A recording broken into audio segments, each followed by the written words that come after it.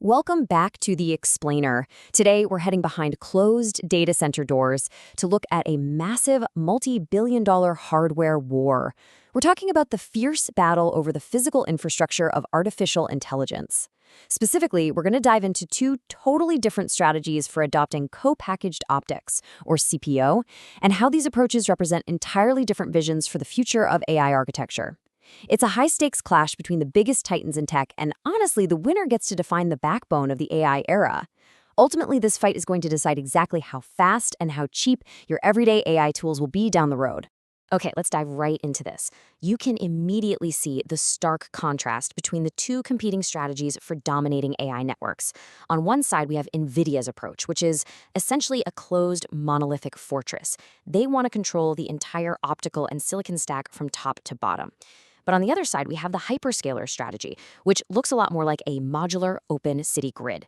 This open ecosystem alliance is trying to modularize the stack using open reference designs. Why? Because they want to mitigate risk and absolutely prevent vendor lock-in. So it's the ultimate showdown, end-to-end proprietary control versus collaborative, open flexibility.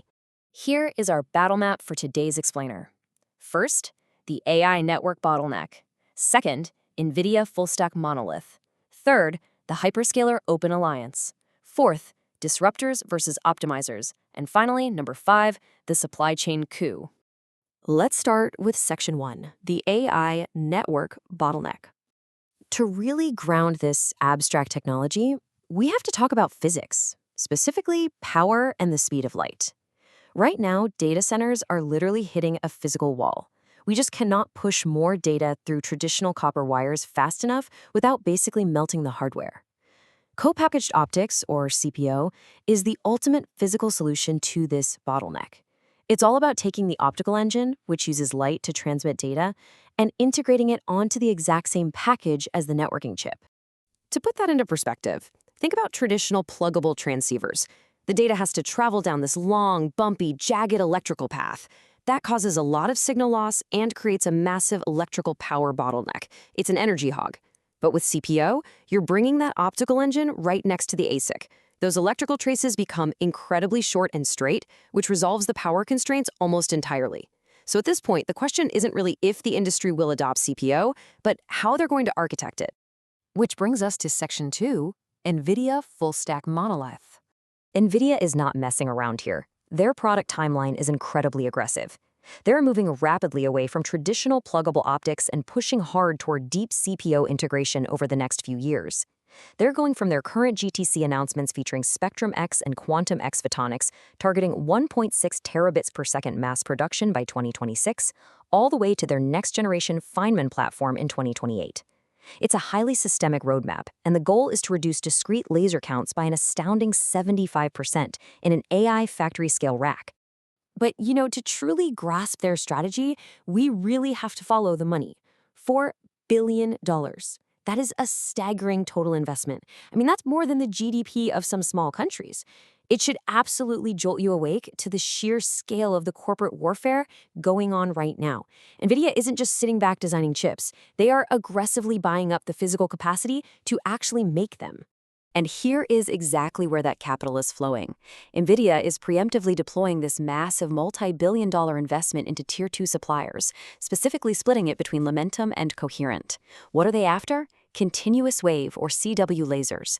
These are literally the lifeblood of CPO technology. By locking in these multi-year purchase agreements and getting priority access to next-gen laser manufacturing capacity, NVIDIA is effectively locking their competitors completely out of the premium optical supply chain. So, what does this all mean? Well, NVIDIA's endgame isn't just about selling faster switches. By controlling the entire stack, from the lasers all the way up to the GPU, they are aiming to define the global AI factory standard. They want their proprietary network architecture to become the inescapable, fundamental blueprint for the data center of tomorrow.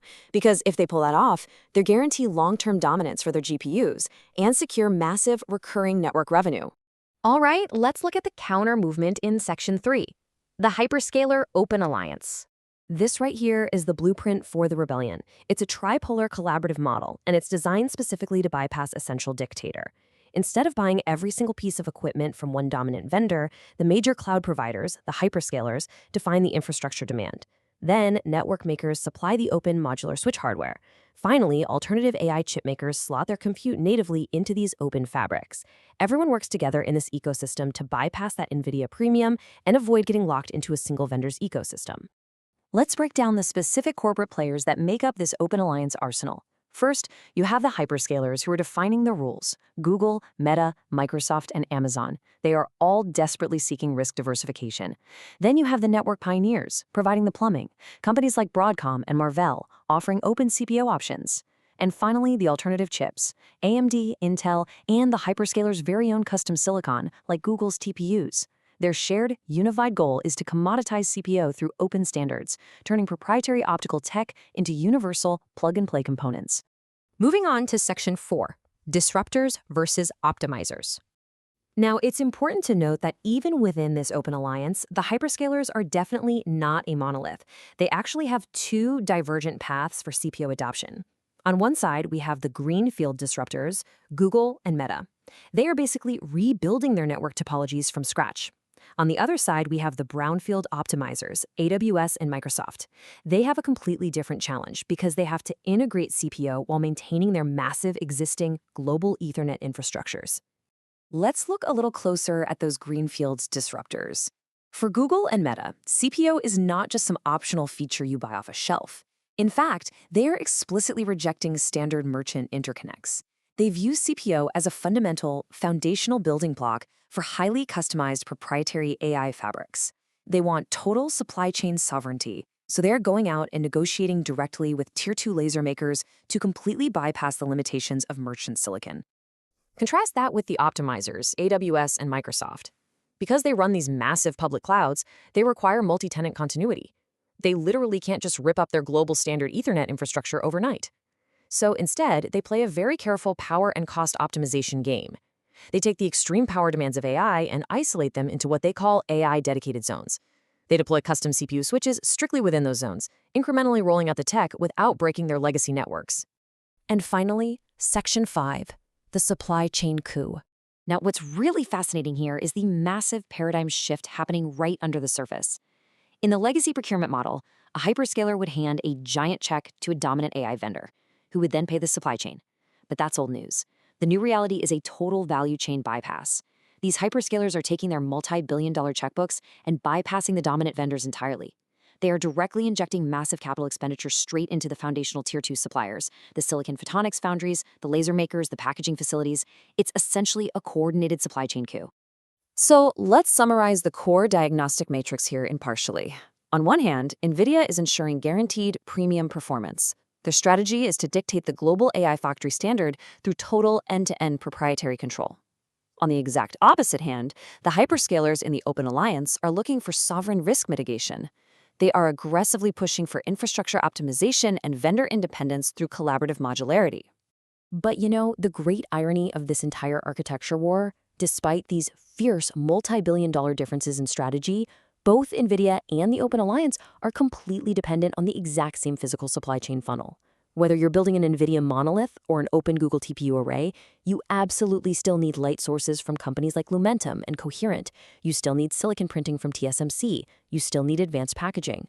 The ultimate battleground isn't actually in the cloud at all. It's securing the physical manufacturing capacity at the very bottom of the supply chain. Which leaves us with the ultimate, multi-billion-dollar question.